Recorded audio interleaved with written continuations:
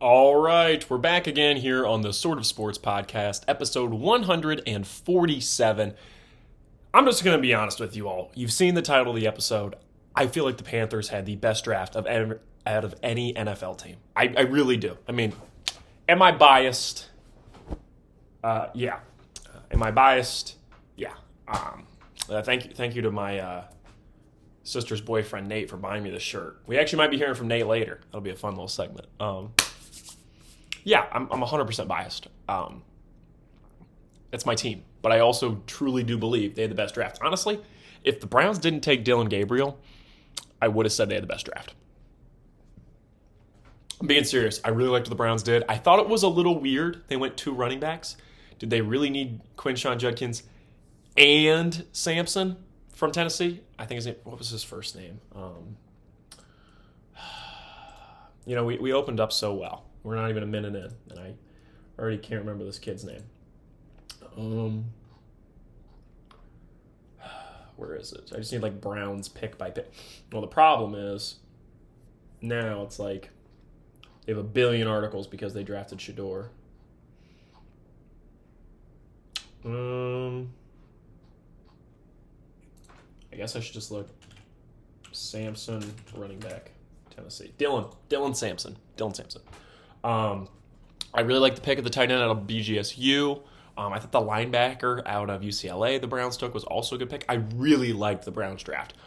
I just don't understand the Dylan Gabriel pick. It doesn't make any sense. To me, what had to have had went on with the Dylan Gabriel Shador Sanders thing is that Andrew Berry and Kevin Stefanski didn't. You know what? Stop. We're talking about the Panthers and we're going to talk about everything else. My Carolina Panthers absolutely killed this draft. And you're like, Ryan, you wanted them to take Jalen Walker or Mason Graham. You wanted defense. Why are you thrilled? They took Teteroa McMillan. You said you wanted defense. You said you could talk yourself into Teteroa McMillan. What's different? Well, first of all, I talked myself into it in like 5 minutes. I was pumped. Because, I mean, guys, here's the thing.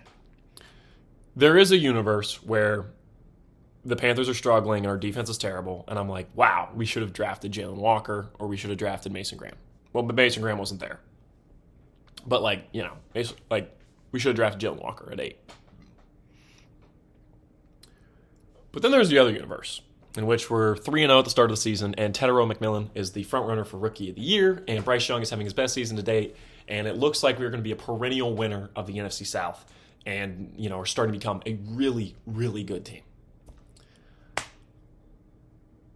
That's the other option, right? So it's like, I can't be mad if there is a version of this where we're just electric. And the other thing is we drafted heavy defense after that. We went back-to-back edge rushers with Nick Scorton, the Texas A&M edge rusher. He is huge. That dude is massive.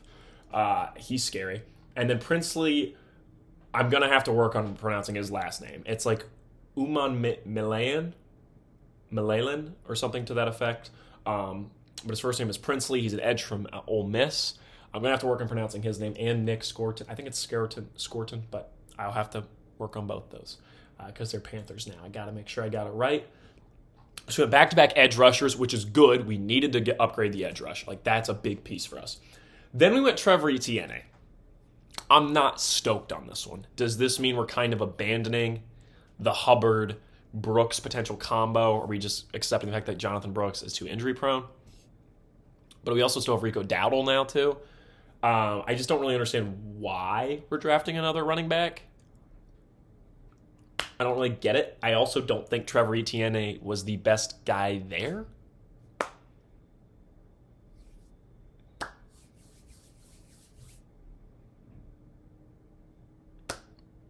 I don't know.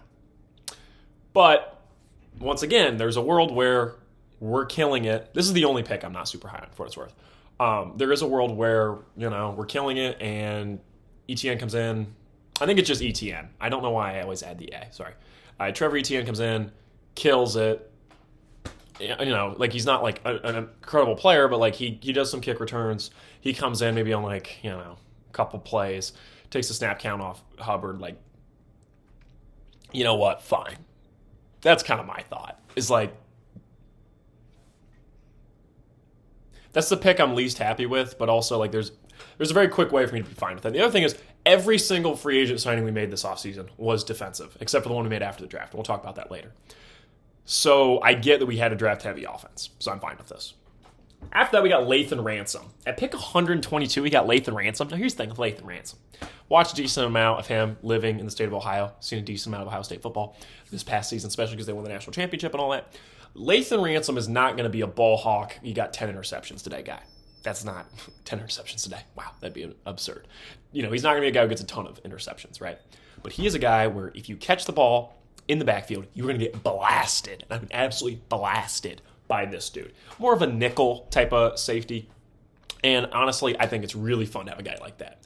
Would it be awesome to have just like a lockdown safety? Yes, but in the 4th round, the value with him I think is really high, and so I'm really happy we got him.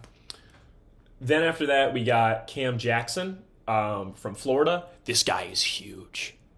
6'6", 328 pounds. Ooh, we're just beefing up the defense. We got Mitchell Evans, a tight end from Notre Dame. I'm glad we took another tight end. I love my guy, Tommy Tremble, and I love Jatavion Sanders, but I do think Tommy Tremble, I need you to really hit this year. I really do. I need you more from you. I really trust Jatavion. I need a little more from Tommy Tremble this year. So I get the pick. Then, lastly, we took Jimmy Horn from Colorado. Jimmy Horn Jr. Obviously, I watched a lot of him being a Colorado fan. I think he's pretty good. I don't really understand why we took another receiver, because then we signed Hunter Renfrow. So you look at our roster. Let me pull up the Panthers roster real quick because it's getting a little bonkers. Because we have the cap space, I understand, but like, you look at the roster. Let's go to depth chart. It's easier. Offensively, obviously Bryce is your starter. It's Andy Dalton as your backup. Running back, Chubb Hubbard, Rico Dowdle, Trevor Etienne. Okay, Jonathan Brooks is currently questionable. Wide receiver 1, Tedero McMillan. Wide receiver 2, probably I would say Coker is probably wide receiver 2 with Leggett 3, but that could easily be flipped. Wide receiver 4 is probably Thielen. Then Jimmy Horn Jr. and Hunter Renfrow for 5 and 6. Hunter Renfrow could be our 6. Like, do we really need that many good receivers? Like, I guess the theory is you can't have enough good receivers. But, like, not that Hunter Renfrow is incredible. Like, if he was our 3, I'd be fine with it, though, right? He's our 6, maybe our 5. But, like, what? It's a lot of wide receiver depth. Like, do we need that much? I guess in the same sense, we're going all in on Bryce Young, and I could not be happier with that. I love that we're going all in. The Tedoroa pick apparently was a pick that Bryce wanted, and that's kind of what sold me on it, is that Bryce is really high on it, and we are trusting our guy, and I really like Dan Morgan. I think we genuinely have a really smart GM, and he works really well with Canales based off everything we see, and it feels like him and Canales legitimately have a vision, and they're trying to build a winning culture with Bryce Young, with this Panthers team, and it felt like we haven't had a vision in a long time. Like, it's felt like a long time. Really, ever since Tepper bought the team, it felt like we haven't had a vision. Like, the Matt Rule era was rough. I was really excited for Matt Rule. You can go back and listen to those old pods when we first had him. I was pumped, and it was not good. I mean, there was a period there I thought the Panthers were going to be just down the shitter and just like one of the worst teams in the NFL. And we won 5 games last year, and it felt like we won 10. Like, it was so pumped at winning 5 games last year. And I feel like next year we genuinely might have a winning record. I really do. I think we're building something really special. I think there's a chance that next year we are kind of the kind of like what the Lions were a few years ago, where it's like, wow, they're really building something special, and we become very popular, and we're like a fan favorite team. I think we're really building something like that. And am I biased because I'm a Panthers fan? 1,000%. 1,000%. Does not change the fact I am pumped about this Panthers team. Let's look at the defense. Derek Brown, one of the best defensive tackles. He's going to be there. We signed Roseboom, which I don't know if Christian Roseboom is going to be that good. I just love his name. Edge rusher, is it going to be Clowney? Is it going to be Scorton? I'm not exactly sure what they're going to do there, but it's going to be interesting. I would have liked to have gotten another corner in the draft. That would have been nice. But at some point it is what it is, right? And we did not. That's the only thing, is like I would have liked to have gotten another corner. because Ransom's not going to play corner. Ransom's a safety. He's definitely a free safety. Like there's no questioning that. But I mean, we did go defense. I think it was honestly about 50-50. I mean, if we're looking at the picks, there's offense, then 2 defense, then another offense, so it's 2-2, then defense, so 3-2, defense again 4-2, and then back-to-back offense. We went 4-4. I would have liked to have went 5-3, but it's okay. I'm not going to complain because I really like Trevor Etienne's the only one that I'm not like super pumped about. And you know what? At the end of the day, not the end of the world. Could definitely work out for us. All right. Let's talk about my guy, Shedeur Sanders. For anybody who's listened to this podcast a long time, known that I am a big fan of Shedeur Sanders. I thought he was the best quarterback in this draft class. I know it's a crazy statement since he went 144th overall. I'm sure you're very aware. It was kind of the entire story of this weekend. I honestly thought Shedeur handled it pretty well. I think there's a weird alternate universe where he gets very pissy and gets very angry, kind of like the way people were acting for him online. And so I have to give him credit for what he did, where he was very,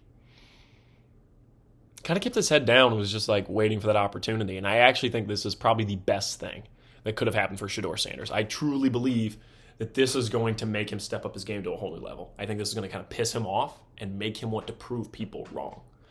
And I do got to say, if he ends up being bonkers, like he wins 3 or 4 Super Bowls, big day for the people that believe the NFL's rigged. Like if he ends up being the Browns' savior, and he's incredible, and no one can understand how he fell so much in the draft, and then he goes on to be this incredible, big day for the people that believe the NFL's rigged. I do not. I truly don't. Now, is part of that because I think it would be upsetting to believe that? Yes. That is a big piece of it. But I do want to say, if you're somebody that believes the NFL is rigged, and then Shedeur goes on to be really good, and it's kind of like Tom Brady, where it's like, oh, he was picked, 5th round, because Brady was 6th round, pick up 199, I think. Now, granted, it wasn't a massive slide by Brady. He wasn't really projected to be a top pick like Shedeur was. But it'd be a little weird, wouldn't it? It'd be a little weird. But I truly think he's going to be really good for the Browns. I think by midseason he's starting for them. I'm willing to bet Flacco is the starter off the rip.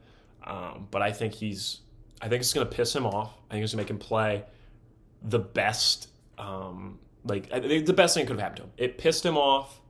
It's making him want to prove people wrong. You put a chip on his shoulder, a chip that I think he hasn't really had, in a while, maybe ever. But I've really been impressed with things he did at Colorado. I truly think he's gonna be a really good NFL quarterback, and I'm stoked because I genuinely don't really have any interest in watching the Browns. I live in Ohio. A lot of my friends are Browns fans, but I don't. Like, ever since Baker left, they just kind of piss me off. Like, because I love Baker. You guys know that. And now they have a quarterback who's one of my favorite quarterbacks. I mean, there's going to be real changes in the Ryan Klinger quarterback favorite rankings, because obviously Baker is top dog, like second to no one. And then right below him, I think it's Bryce Young at this point. I love Bryce Young. And then third is probably Herbert, I would say, or Drake May. And then that would make, the other one fourth. And then fifth is Lamar Jackson. Now that Shedeur's there, Shedeur might automatically hop up to third. I'm not going to lie. I planned on buying a Shedeur shirt ski wherever he went. Looks like I'm going to be owning a Brown shirt ski. For the first time since Baker Mayfield was a Brown, I'm going to own Browns gear, which is, absurd. But I really like Shedeur. I think he's going to be good. How good, I'm not sure. It is really weird how hard he fell, right? As somebody who believed he should have been the top quarterback selected, it is a little weird. And I must say, it's making me second-guess myself a little bit, because I think any normal person would do that. But I do think this is the best possible scenario for him. And I think he will fit perfectly in this Cleveland system. I don't know if I've ever said this on the podcast, but he's not as mobile as people, I think he's going to be, because he's the son of Deion Sanders. They just assume he's this incredible athlete. And it's not that he's unathletic, but he's not, scrambling around darting everywhere. He's not Jaden Daniels, right? He's not Lamar Jackson. I think he's a lot more comfortable kind of pocket passing. I saw like on ESPN this pro comp was Jared Goff. I don't think that's 1-to-1. I do think he's more athletic than Jared Goff, but it's not terrible. And I think Kevin Stefanski, the best I've ever seen his offense look was of Joe Flacco for like that month and a half. Shedeur Sanders would fit perfectly in there. Just sit him in the pocket, doesn't have to make things move with his legs. He gets his read, he's accurate, perfect. That's what Shedeur wants to do. And I think he will spot in perfectly with them. Now, as far as my draft predictions,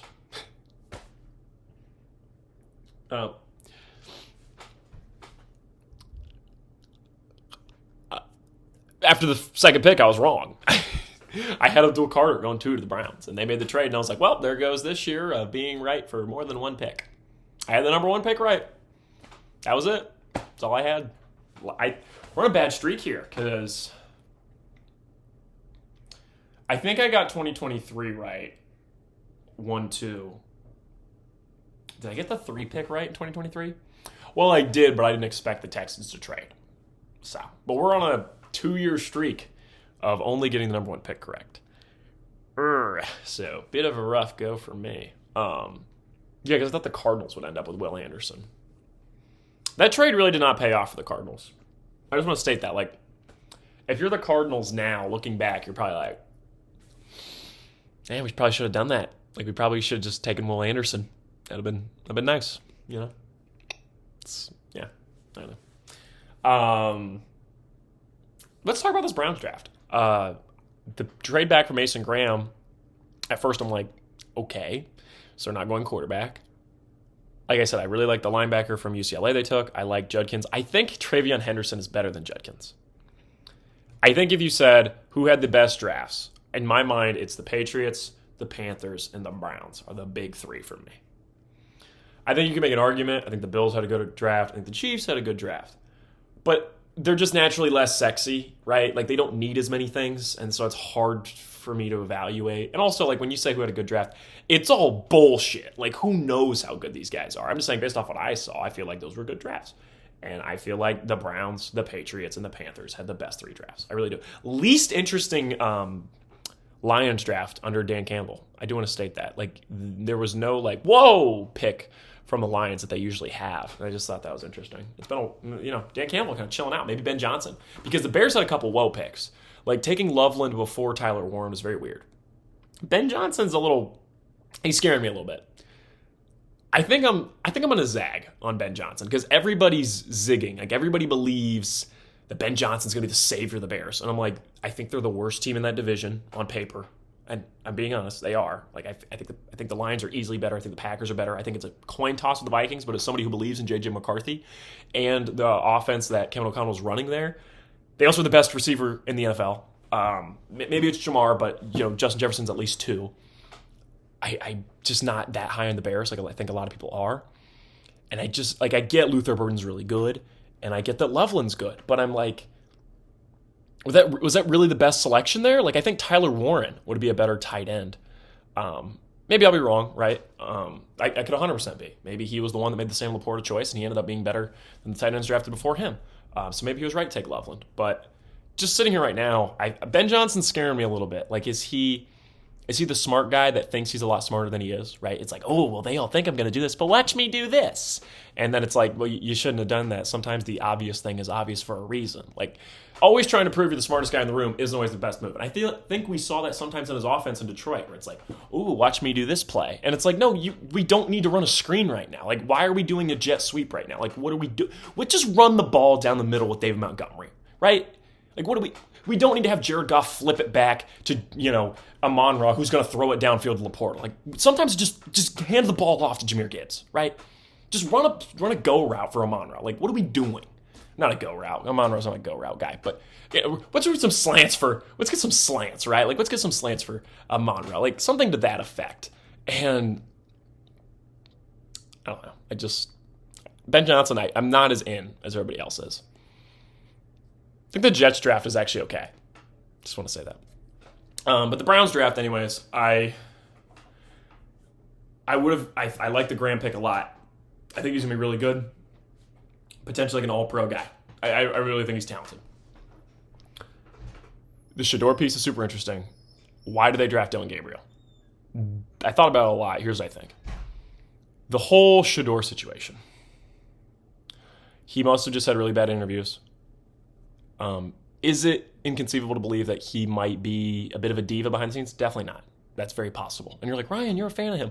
I can still acknowledge that maybe is what goes on. Along with, his dad, is obviously, I'm willing to bet most NFL teams don't want to deal with all the media and all the buzz and everything that comes with drafting Shedeur. I understand that. And, it's not like he is outrageously more talented than Cam Ward, and most teams probably must have believed that he's less, right? So that's why he fell. I think it's outrageous that some of these other guys went before him, like Tyler Shock. I was like, whoa.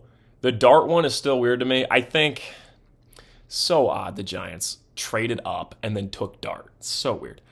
That would be really funny if it works out. If that one works out, like if Dart ends up being really good and he's the Giants franchise quarterback, I will be shocked. Because somebody pointed out, they're like, yeah, he could be Josh Allen, but he also could just be Daniel Jones. I'm like, okay. So that's where we're at with Dart, where it's like, who knows? But if anybody who's seen his viral clips from going on Gruden's show, I'm not impressed. I don't know if that means anything, but I'm not impressed by the. Let me see your snap count. That's it? You just clap? Yeah. Jackson Dart is super fun, though. He's like if a frat guy was like an Ole Miss frat guy happened to be the starting quarterback. He represents Ole Miss very well. Jackson Dart, I'm a big fan of you personally. I would love for Jackson Dart to be good. I really would. I want to see him be good for the Giants and give me a reason to watch the Giants. That would be super fun because I'm always looking for reasons to watch different teams. I was just telling Genevieve the other day, we just added a new, hey, I want to watch you now team, and that's Shedeur at the Browns. I now want to watch the Browns because they have Shedeur. And if Shedeur is the starter, I will be interested. That'll be a team I watch on Sundays, and I'm excited because I love, when the NFL's around, watching basically every game I can. But there's certain teams I just don't care to watch. Like if it's a Thursday night game between the Cardinals and, like the Jaguars, there's nothing for me there. There's no one I'm interested in there. I'm sorry, it's just the truth. I'm always looking for reasons to watch different teams, right? And some teams I'm just not interested. It doesn't matter how good you are, right? I'm just not interested in watching the Eagles. I'm just not. I'm not interested in the Chiefs at this point either because Mahomes doesn't really wow me anymore. He doesn't do as much pizzazz as he used to. That's what I'm looking for, right? And I would love to have Dart be one of those guys. I would love for Dart to ball out. I just don't expect him to. I could be 100% wrong. I am not an NFL scout. I genuinely have zero scouting experience. I'm just saying. You guys know, I'm usually picking from vibes and from the heart. And I'm just saying, off vibes alone, I think Jackson Dart's super fun. I just don't see him being good, right? I just don't expect it. Him and Jameis Winston in the locker room, that's a fun locker room. Also, the Browns locked up Hard Knocks, right? The Browns have to be the Hard Knocks team. They might try to decline, I will say, but they are perfect for the Hard Knocks team. You got a battle for 4 quarterbacks.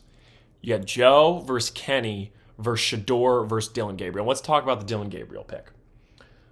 I truly believe that at some point, enough picks went by that Jimmy Haslam, the owner of the Cleveland Browns and the Columbus Crew, was like, yo, let's take Shedeur. And Andrew Berry and Kevin Stefanski were like, hey, wait, I don't want to take him. And Stefanski's like, me neither. So they're like, okay, let's take Gabriel. And they're like, well, we got the quarterback situation figured out. We're really high on Dylan Gabriel. Which maybe they were high on Dylan Gabriel.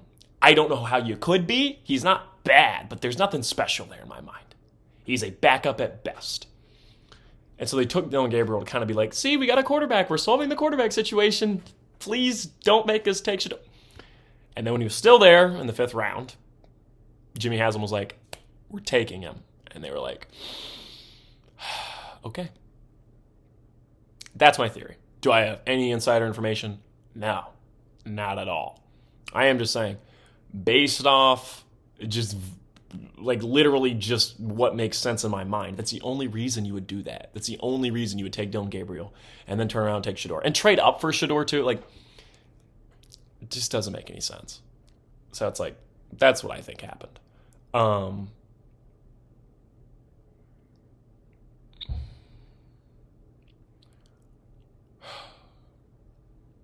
I'm super excited for him to be in Cleveland. I think this is probably the worst case scenario for Dion. I don't think he wanted him in Cleveland at all. But it is so fun to me. I'm really excited for it. I'm truly pumped. But it's now we're gonna do this for fun. We're gonna talk about the Steelers draft. So I'm gonna call my sister's boyfriend is a massive Steelers fan. I think it's gonna be fun. We're gonna call him, see if he answers. We're gonna ask him what he thought of draft. What up, big dog? Hey Nate, I'm recording the podcast. I wanted to ask you quick thoughts on the Steelers draft. What do you think? They absolutely killed it, man. You said they killed it? Yeah, we got our franchise QB. We got a replacement for when Highsmith leaves because that's what happened. We saw that happen with Bud Dupree how many years ago. We also got a hell of a running back for a steal. And then, I mean, I wasn't a fan of the DT first round, but now looking at it, Cam Hayward needs replaced, and that's what needed to happen. So, I mean, I'd give it like a B+ tops, but... Did you like the Will Howard pick? You big on Will Howard? Oh, I'm huge on it. That's better than Josh Allen. That's what's going to happen. I think the interesting piece with the Steelers in my mind is like, if Shador ends up being bad, you guys look like geniuses. But if Shador ends up being good, you just got to hope Will Howard's good. Well, we're going to end up being geniuses. You're out on Shador, fully out? Oh, I've been out. You know I'm in. I know you are. I've been praying on Shador's downfall since he left. You're doing a hate watch? Hate watch of the draft? Let's just say this. I don't think he'll amount to anything without his dad, because you look at middle school, high school, both colleges, his dad was his coach, so... All right, well, thank you, Nate. I appreciate the Steelers fan perspective. We're hearing B+. You're happy with it as a Steelers fan? Yep. All right. For now. All right, thanks, bud. Yep, I'll see you. Bye. So there we go. There's a Steelers fan's perspective from my sister's boyfriend. He's a diehard Steeler fan.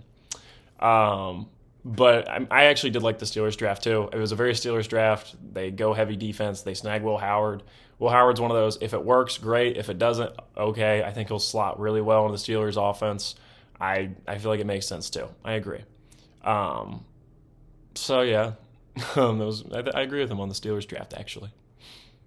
Is that everything I have to say about the draft? I thought I had more. I think the Panthers had the best draft. I really do. I think we really helped out our team, and I believe we're going to win the division this year, and I'm pumped, baby. Pumped. All right. Super excited for Shador in Cleveland. That'll be fun. Is that it for me? Yeah, I think that's it. Probably next podcast we'll be talking all about the end of the first round of the playoffs, which is just not... We're not talking about the Pistons. We're just not doing it. I don't. It's been sad. Down 3-1 right now. Is there anything else? If Thunderbolts, I'm going to be seeing Thunderbolts this weekend. If it's really good, emergency pod all about Thunderbolts. But that's it from me. It was a really fun NFL draft. The NFL draft drew in more viewership than the average viewership for last year's NBA Finals. It's tough. Tough beat. I do want to say a quick thing. If you're somebody who goes to the draft, good for you, don't get me wrong. But I just don't understand like why you would want to go. I think the fun of the draft is watching it on TV, seeing all the people react, blah, blah, blah, that type of stuff.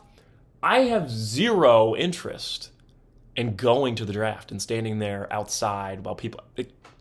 I just don't see... Like, am I crazy for this? Bill Simmons talking about on his show, and I was sitting there thinking about, like, yeah, I don't know why anyone would ever want to do that. So, yeah, I was just like, doesn't... I mean, if that's your jam, that's your jam. But like me personally, I was just like, I don't understand what the appeal would be. I don't really know what the upside is on that. But I don't know. Anyways, the Travis Hunter Jacksonville thing. I feel like I said before, this is a make or break year for the Jaguars. They're going all in. Good for them. They should go all in Trevor and Liam Cohen, and hopefully they can get something done this year. Do I think it'll work? Probably not, but we'll see. I don't think Cam Ward. I'm not sure where I'm at on him yet. We'll discuss that in a few months. But super excited for the NFL season. NFL is still king. I love NBA, but Even though I know more about the NBA and I love its history and I know a lot about it, I watch more NFL every year because it is the best presented product by a mile. It's just the best presented. It's the reason everybody tunes in. And it's because its format is impeccable. You know what also has a weekly format? This show. Look at that. Huh? Do I have an impeccable format? I'm probably not consistent enough because like sometimes it's a Tuesday and then sometimes it's a Monday and sometimes it's a Wednesday. Like it's going to come out on Tuesday. Sometimes it come out on Thursday. Like so, really, I'm not as impeccable as the NFL. I guess I'm wrong, but I'm trying. I don't know if I'm trying. I'm just kind of. I just kind of do whatever, don't I? Anyways, that was a brief insight. That was too much insight. Goodbye.